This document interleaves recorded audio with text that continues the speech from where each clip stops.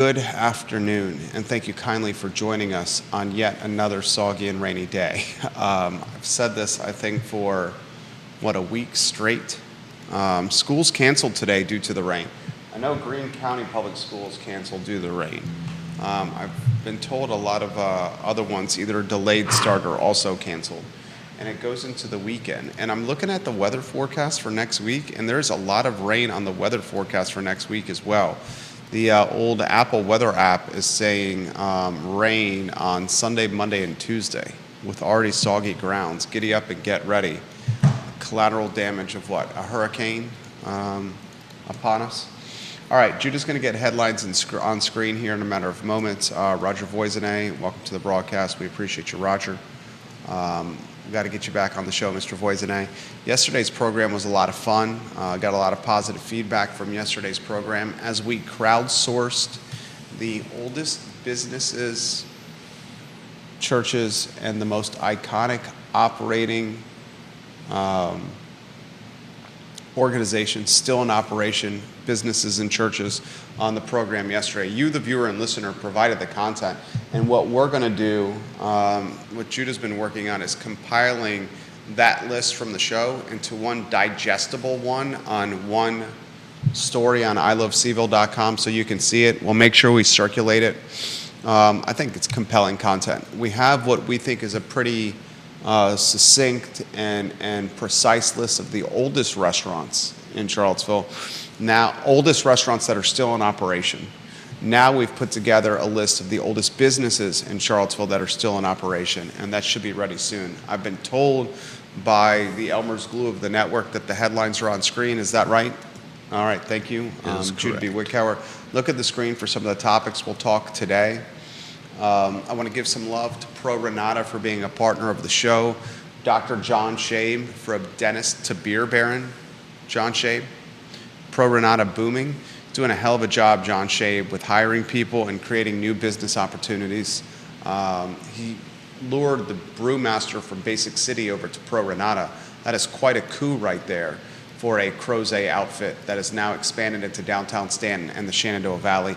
And of course, our friends at Mexicali Restaurant. It's rainy today, but if you're looking for a place to enjoy dinner tonight, maybe happy hour, cocktails, or live music, Mexicali Restaurant, West Main Street, Old World of Beer location, 50 parking spaces on site. And of course, our team at Charlottesville Business Brokers. We've been brokering a lot of business transactions, folks. More are coming.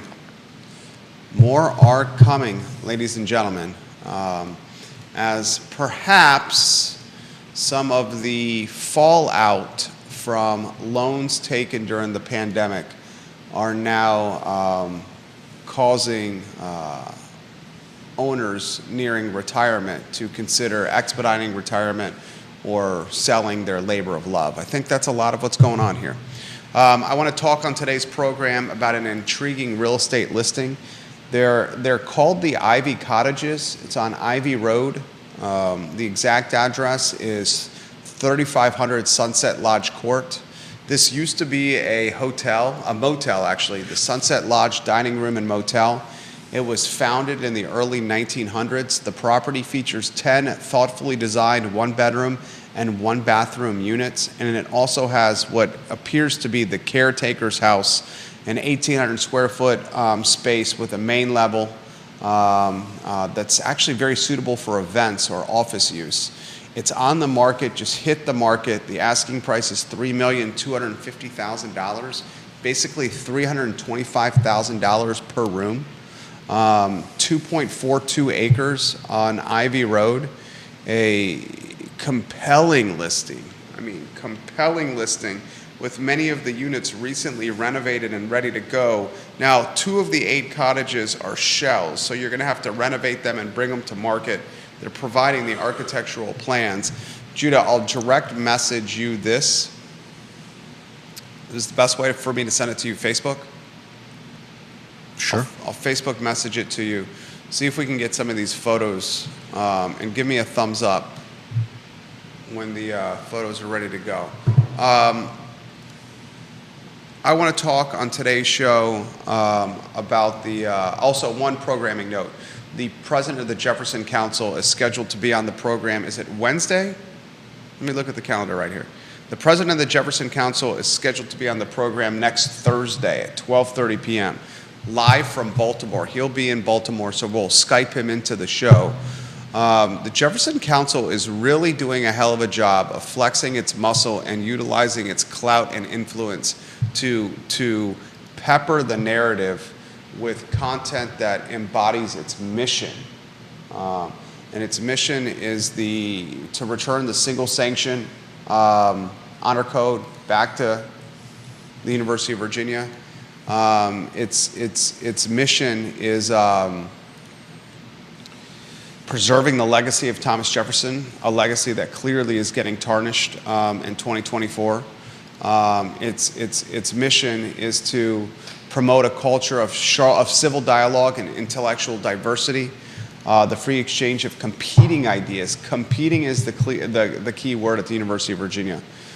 So we'll talk with the president of the Jefferson Council on this program on Thursday on the I Love CVille Show. His name is Thomas Neal. A couple of items out of the notebook before we get into the meat and potatoes of the show. We touched on this briefly yesterday. Thanks to a valued viewer and listener, Rob Neal, for putting this on my radar. Mike Barber and David Teal let go by the Richmond Times-Dispatch. I'd be curious to see if Mike Barber and David Teal and their massive following, if they organize, galvanize, and strategize and launch some kind of digital platform of their own. They were routinely doing a Monday podcast that was very well listened to. And right now the gentlemen are probably in their late 50s and 60s.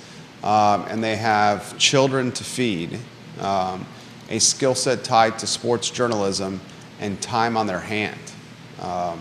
So Mr. Teal in particular has a young child. Had the pleasure of interviewing both. I grew up in Williamsburg in the Daily Press reading David Teal, fantastic sports writer. And as Lee Enterprises chops fat off its payroll, its star content creators, its star content creators are being pink-slipped, let go, laid off. We're going to have a media network in the Commonwealth that is going to be content creators that are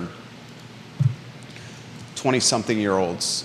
If we don't already have it, it's going to happen even faster than I thought it was. I've had this conversation through the show with Mr. John Blair in direct message capacity. I'm seeing a world where the Richmond Times-Dispatch is going to be not just the paper of record for the greater Richmond area, but it's going to be the paper of record for the Commonwealth. And Lee Enterprises is just going to continue whittling down its editorial staff, and its small newspapers like the Daily Progress will just become sections or bureaus of the Richmond Times-Dispatch. It will be done entirely digitally, with a more expensive subscription or paywall that you're going to have to pay for online. So prepare yourself for that. I want to highlight this, though. The short-sighted nature of what Lee is doing. As readers of media, you create or establish an attachment with your content creator. You may not know the content creator in person. The extent of what you know of the content creator may be a byline, maybe their tone or their personality through their words, through their production, through their copywriting. But a relationship nevertheless is established. And you wake up in the morning looking forward to connect with said content creator. And that content in 2024 may be a podcast, it may be the written word, the spoken word, the video, the relaying of messaging through video. But you have a connection with said content creator. When parent companies that are not tied to a locality chop and whittle payroll like number 2 pencils, they are eroding that connection the subscriber has with the content creator, and that further erodes revenue tied with the content machine. That is also creating a number of competing micro outlets. You look at the Charlottesville landscape. The Charlottesville landscape has, I think Neil Williamson, who was just on Real Talk, is a good example. Neil Williamson creates excellent content with the Free Enterprise Forum. He talked on Real Talk this morning that the Free Enterprise Forum needs to raise $70,000 each year through fundraising and donations. $70,000 each year, the Free Enterprise Forum, that's their goal to raise. Sean Tubbs, with his Charlottesville Community Substack and his Town Crier Productions, is raising, is generating revenue through subscriptions. Doesn't really do ad sales through his Patreon account. You have the nonprofit Charlottesville Tomorrow that is in media, and it's raising money through fundraising and through grants. You have a lot of ways what we're doing here, where while not the revenue driver of the organization in totality, we're in the space of revenue being driven through advertising placement and through other content creators utilizing our infrastructure. You have Charlottesville, the Charlottesville Radio Group, who just launched a digital newspaper. Was it CVille Right Now? CVilleRightNow.com? Yeah. Is that what it is? I think so, yeah. So what Lee is doing, Lee Enterprises owns most of the newspapers in Virginia. What they're doing is they're cutting, Richmond Business Sense is another good example out of Richmond. Cardinal News is another one. Virginia Mercury is another one. Okay, these are Molly Cogner with what she's doing with her Patreon, Socialist Dog Mom, and driving subscribers through Twitter and live tweeting city council meetings. She's getting support of people. Dave McNair's in this space with the Substack. What Lee Enterprises doesn't realize is while they're chopping fat off their payroll, they're talented reporters, they're content creators, they're creating micro competitors. And these micro competitors are so invested in the communities they're in because they're family men and women with kids that are in schools, they own houses, they're not leaving the markets. And while some of those individuals may go work for the University of Virginia, like Brian McKenzie, the longtime columnist at the Daily Progress, like McGregor McCants, my managing editor at the Daily Progress, like Whitelaw Reed, the sports UVA men's basketball beat writer at the Daily Progress, they're all content creators at UVA now. Some of them stay in the business, however, and create micro competition. Jerry Ratcliffe is a great example of that. Chris Wright is a co-owner of thesaber.com. He was the high school sports editor before me at the Daily Progress. Okay, Sean Tubbs, a good example, micro competitor. So Lee Enterprises, be careful of what you be careful of your actions, because while you're saving on payroll, you're going to end up dying the death of hundreds of micro competitors that just erode your subscriber margin, because the micro competitors have more institutional memory and can churn more in-depth content than your 22-year-old content creators can. That's going to happen. All right. Do you have the photos for the cottages we can put on screen? All right, let's go ahead and put these on screen. This just hit some of us that follow the commercial side of real estate closely. This just hit public MLSs and has been circulated to me now on 3 occasions by 3 different folks that we work alongside or do business with that invest in real estate. Rotate the photos on screen. Ivy Cottages is how it's being marketed. And put that lower third on screen if you can as well, please, sir. 3,500 Sunset Lodge Court, a 10-room hotel it's how it's being marketed. The asking price is $3,250,000, $325,000 per room. First founded in the early 1900s, this property features 10 thoughtfully designed 1-bedroom and 1-bathroom units with fully equipped kitchens. 5 of these units are fully renovated and currently renting. 2 of the 8 cottages are shells awaiting creative renovation and have architectural plans that could convey. The main house is currently under renovation. It's centrally located on the property, as you can see by the photos. Just keep them rotating. The main house includes an 1,800 square foot versatile space on the main level that can be used for events, an office, or as a caretaker's home. The upper level features 2 additional 1-bedroom and 1-bathroom units. Guys, this is right in the middle of Ivy. It's 2.42 acres. And it's got serious upside. Does it need some work? Yeah. $325,000 per room. Is that expensive? Perhaps. But if you're able to position these cottages, there's 10 of them. Let's just talk about a per rent standpoint. What's the 10 rent for? I'd say the 10 rent probably, use an even number of $2,000 a month. And that's light. You're talking $20,000 there. Let's say you rent the main room for the main house for another $3,500 a month. We'll just use a round number of $25,000 a month in rent. That's your safe play of turning the cottages into yearly leases, securing a couple, a young professional, and just renting them on a 4 or 5% escalator every year on a yearly lease. The real play, as the firefighters are driving by the studio right now, right? Mm-hmm.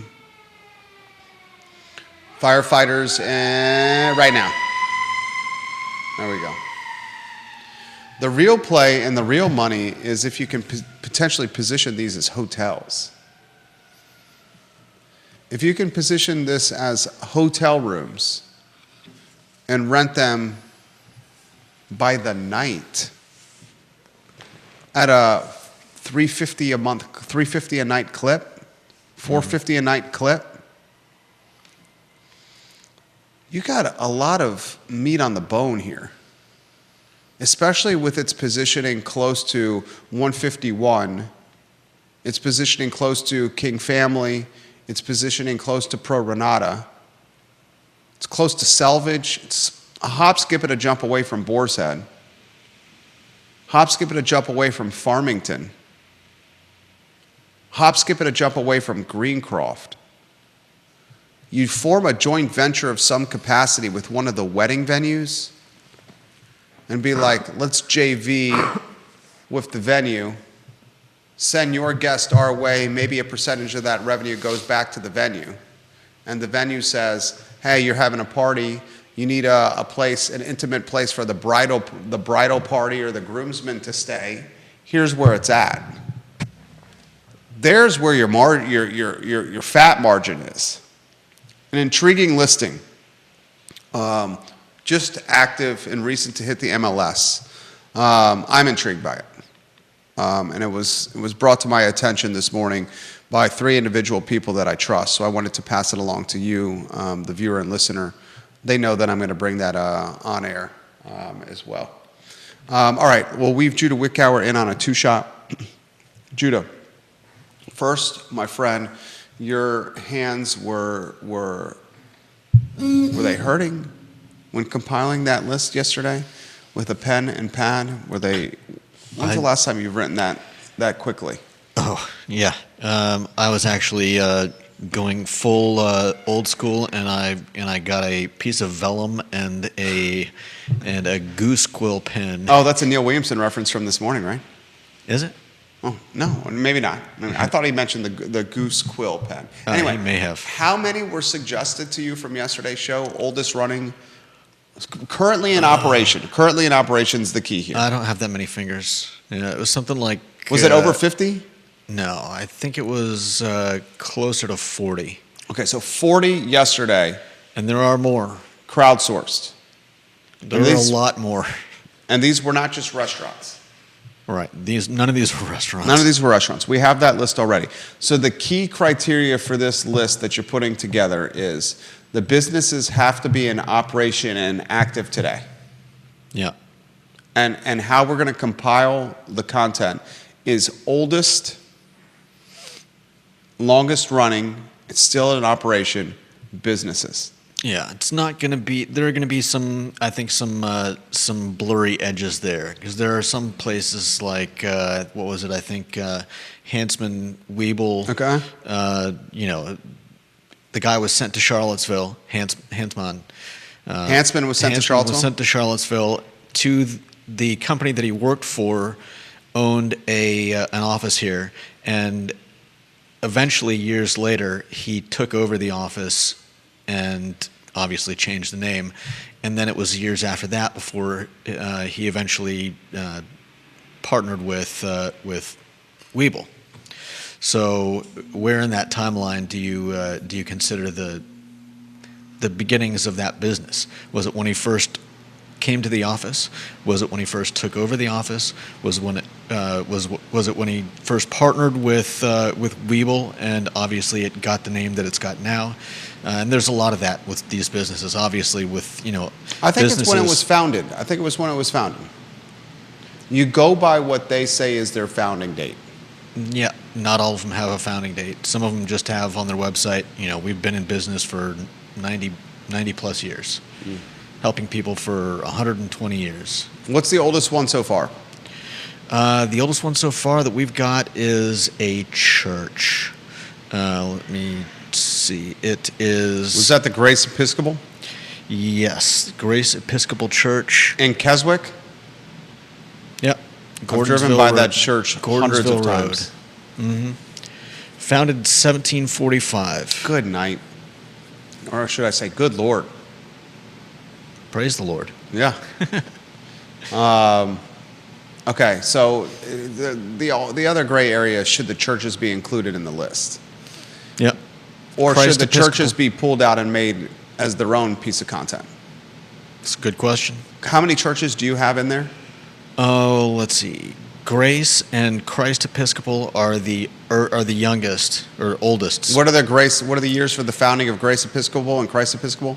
1745 for Grace and 1820 for Christ Episcopal Church. Okay, and what else? First Baptist, I believe, has some longevity. First Baptist, 1831.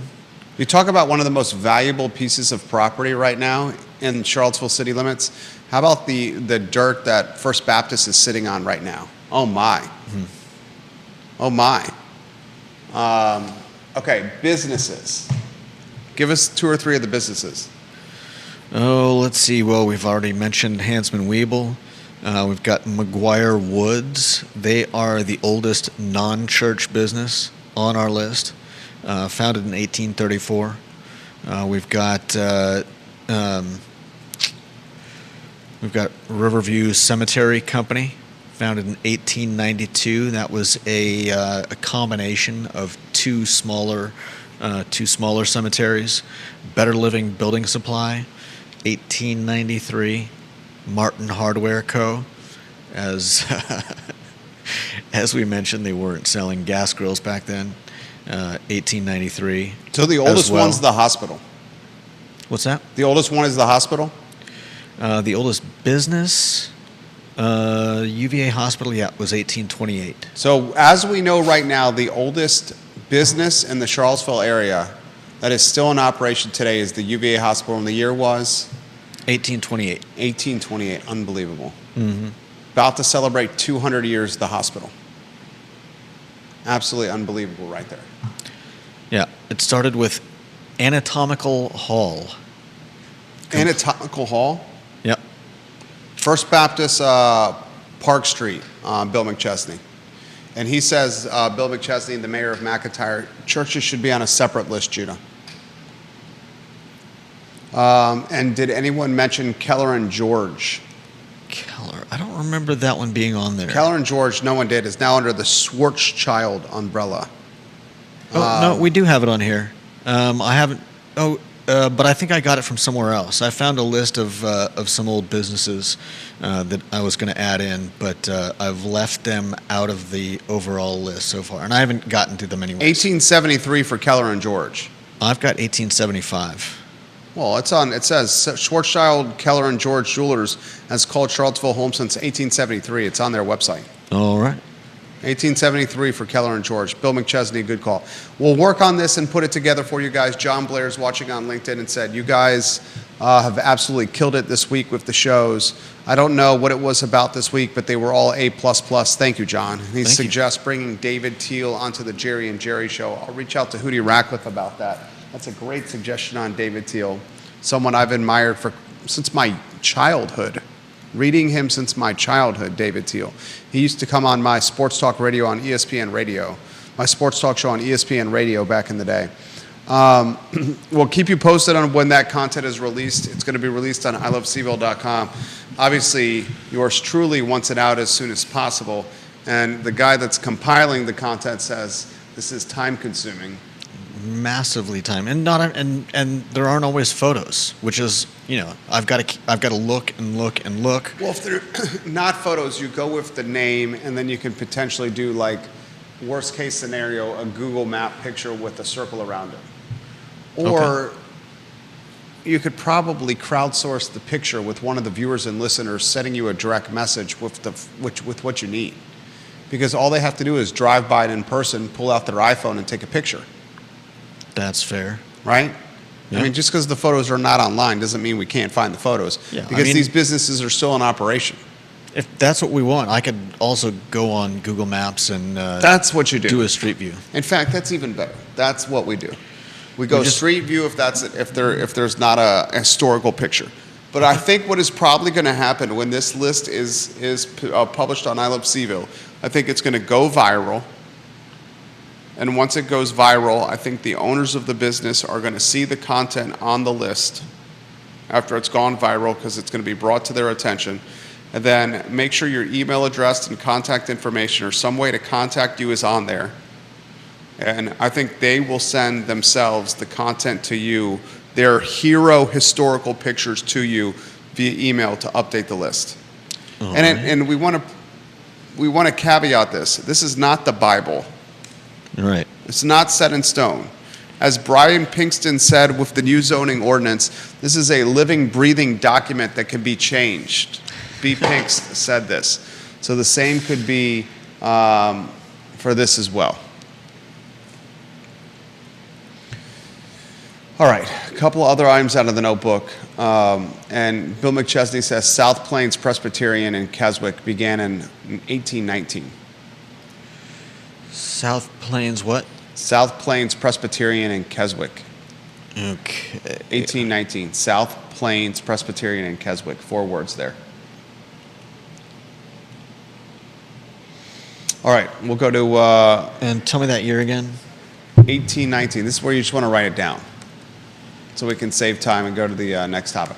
South Plains Presbyterian, Keswick. October 15th, 1819. I remember when I used to interview folks when I was writing for the Daily Progress.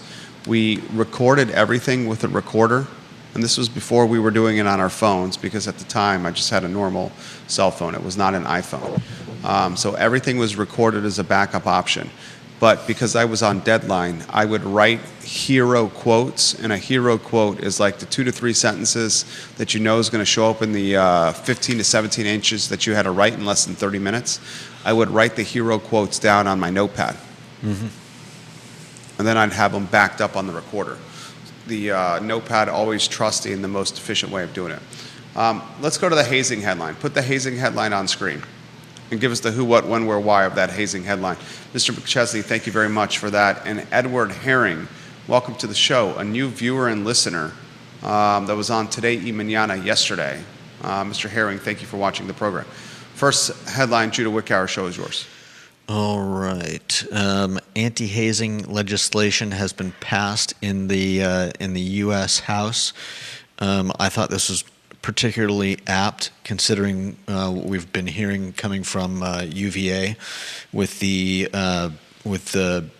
what do you call it, the cutting of the fraternal charter, yeah, suspended until 2028, 2029 for one of the most iconic fraternities at the University of Virginia. Go ahead. The bill overwhelmingly passed. Stop Campus Hazing Act. This was on Tuesday, and the legislation was largely inspired by the death of a young man. What at VCU? You may have heard of. This was Tim Piazza at Penn State. Oh, Penn State. In February 2017, he passed away. Another one passed away at VCU tied to hazing. I caught grief earlier in the show for some viewers and listeners, where I talked about how hazing, when I was a student at the University of Virginia from 2000 to 2004, to what hazing is now. Hazing has been watered down. Hazing has been watered down recently? The hazing is not as significant as it was when I was there. And I would bet you it was not as significant when I was there as it was when my dad was there. Like it's lessened from a significant standpoint, from what's asked standpoint, from a pain, from a punishment, from a tryout standpoint, if you may. But the punishment and the repercussions have exponentially become more significant, to the point where Kappa Sig on Rugby Road across from Chi Phi, right next to Phi Psi, which I was a part of, has had their fraternal order suspended. The earliest they can come back to grounds is 2028, 2029. And a couple of key items that I didn't mention earlier in the week on this, the brothers of Kappa Sig cannot even do an informal fraternity. Right. They can't even do like what could be seen as a fraternity, a party at an off-grounds house. How would anyone know? I mean, it'd be tough to enforce, but if it was tracked back, and let's cut to the chase, everyone's got cameras now, I would not be surprised if those guys would be brought up on honor code violation. Right. So the risk is significant. No doubt. So obviously hazing is going to be different across every fraternity, and not just every fraternity, but every actual fraternity house. But I wonder if there are waves, so to speak, like years or spans of years where hazing gets, I don't know, more dangerous or less, where fraternities are maybe a little more careful, or just maybe a little more respectful of the people that are joining their ranks, or if it's just just random. I'd be curious to look into something like that. I think well, first you've got to talk about the influence of social media. Yeah. If there's any kind of viral meme or trend going on social media that could be dubbed in any kind of, like there was remember the stealing of the cars on social media that youth were doing? Yeah. Teens were doing? Mm-hmm. That was a trend. Yeah. Okay, so that could be something that impacts hazing and its significance. But for the most part, and I hate to use the phrase watered down, because that does a disservice to the young man who died at VCU and the one you referenced at Penn State. Yeah. But it's gotten less severe. Do you think so, though? It's definitely gotten less severe. I mean, well, people aren't getting beat by fraternity paddles anymore. People aren't getting hot wax poured on their skin in private parts. But do you know that for certain? Like I said, it's going to be different across not only fraternities but also fraternity houses. I think it's gotten less significant because the ramifications of hazing have been more public. And because it's so easy to record something like that. Right. And you end up... There are no secrets anymore. Yeah. The Jefferson Council's published some content. In this case, I think that's a good thing. Did you see the content the Jefferson Council published about an audio recording? Yeah.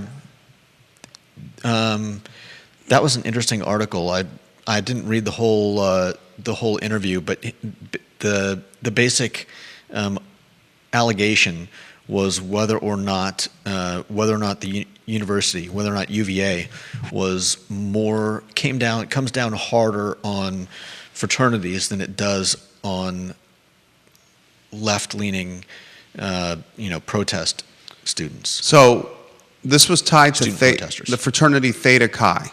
Mm-hmm. And this will come up in the conversation with the Jefferson Council President, Thomas Neal, next Thursday. Theta Chi has been suspended, and they did some, fairly, It's significant hazing, I guess I can say. But it was still, the stuff I went through was considerably worse. I know it doesn't make it okay. That's what your response, and that's fair.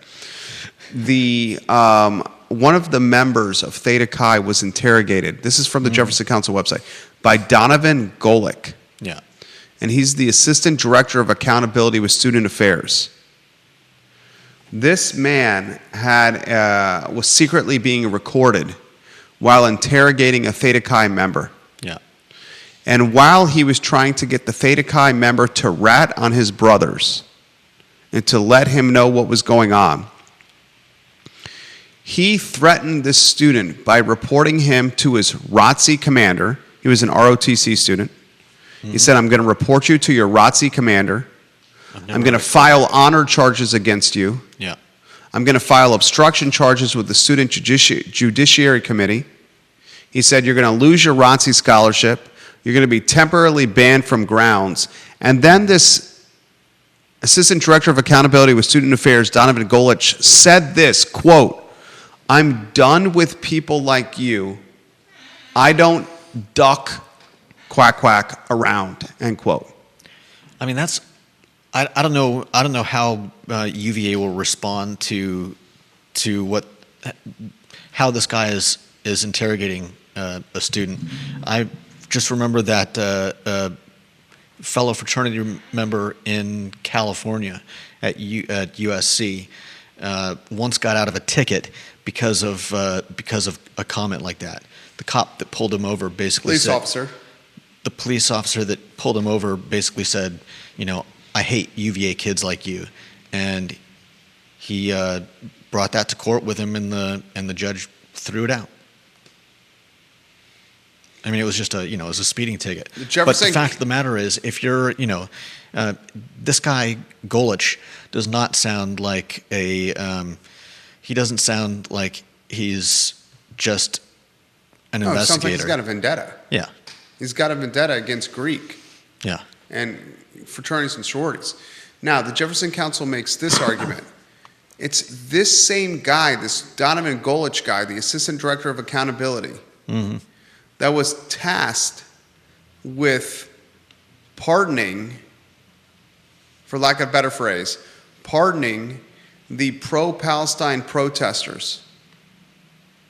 What do you mean he was tasked with pardoning? It was his department that eventually pardoned or cleared the pro-Palestine protesters from this past May.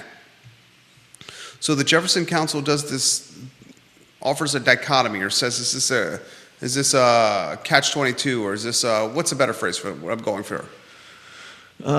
Is this a one rule for this group and another rule for that group? Yeah.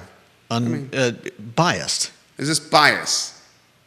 So here you're interrogating a kid in the Theta Chi fraternity, saying, I'm going to contact your ROTC commander, I'm going to ban you from grounds, and you're going to lose your scholarship if you don't rat on your fraternity brothers on the hazing that happened. And there's a secret audio recording of this. Yeah. You can find that secret audio recording on the Twitter page of the Jefferson Council. Nice. And they put it in perspective with the same guy that did the interrogation, which I would say this is pretty heavy-handed interrogating. Oh, definitely. Especially when the kid's parents are not there, or frankly, legal representation isn't there. 100%. When you're basically threatening the guy's position in ROTC, you're from ROTC you're going into the military post-college. So you're threatening the man's professional career. Yeah. His earning potential, and then you're basically leveraging his scholarship at UVA. You're talking tens of thousands, if not hundreds of thousands of dollars he's using as leverage against a kid. Yeah. Right? And I wonder how much of that is true. I wonder how much of that he could even right. Or is he just happen. threatening? Is it just baseless threats? Yeah. And the same guy eventually pardons. Does that count as honor code violation? An honor code violation? Or is that in the category of accountability? I mean, holding people accountable. It's like the police being able to lie to someone in order to secure a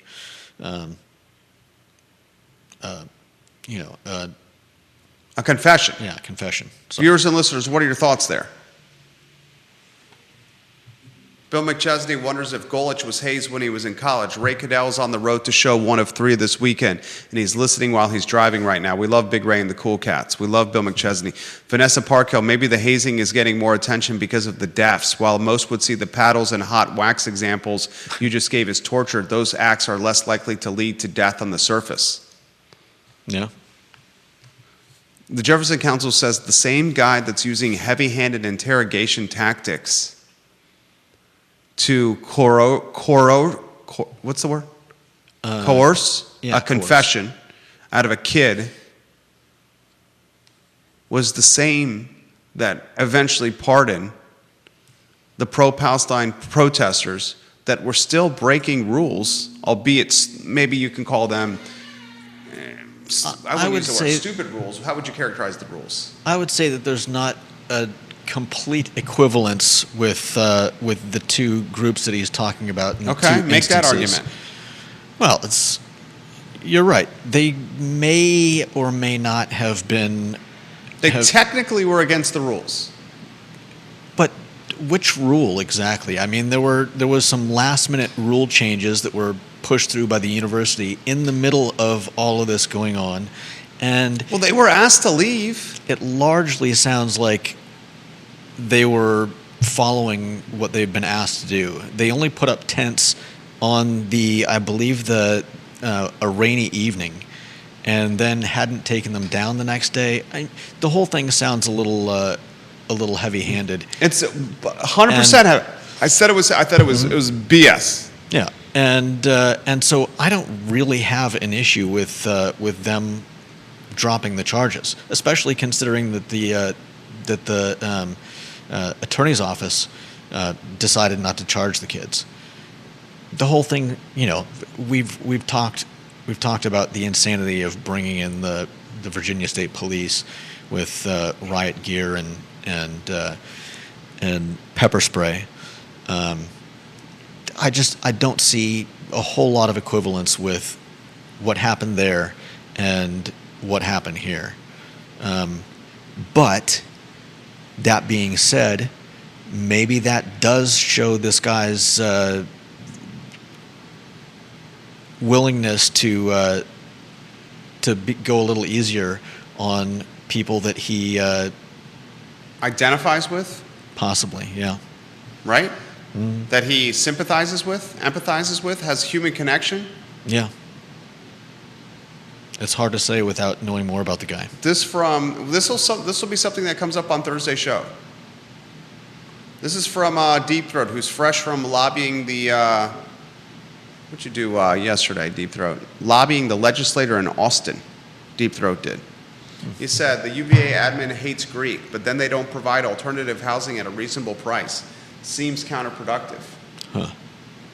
So Phi Psi, I was a member of Phi Psi, the fraternity at the end of the Mad Bowl, the iconic one. I'd say there was, I'll tell you how many brothers lived in there when I lived there. 1, 2 on the first floor, probably 10 on the second floor, 8. So you're probably talking about that house right there, housing for at least somewhere, depending on the day, depending on the year, 20 to 25 fraternity members, 20 to 25. Yeah. If you take away if you crush Greek, you are looking at probably needing to find housing, additional housing. Hundreds? For at least. How many fraternities you think they would disband the sororities? Oh as yeah, well? same umbrella. Oof, yeah. I mean, You're talking 1,000? I don't know how many fraternities and sororities are. Where would are on 1,000 grounds. additional students go? It wouldn't be on grounds. Yeah. The 1,000 additional students would go to off-grounds housing, further eating up the housing stock of off-grounds housing, and further driving up the rents around off-grounds housing, and further making it difficult for Charlottesvillians and working class to find housing in CVille.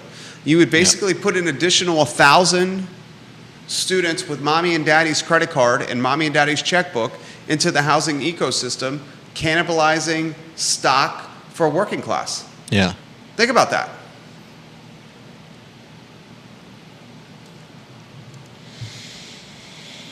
We'll talk about that on Thursday's program.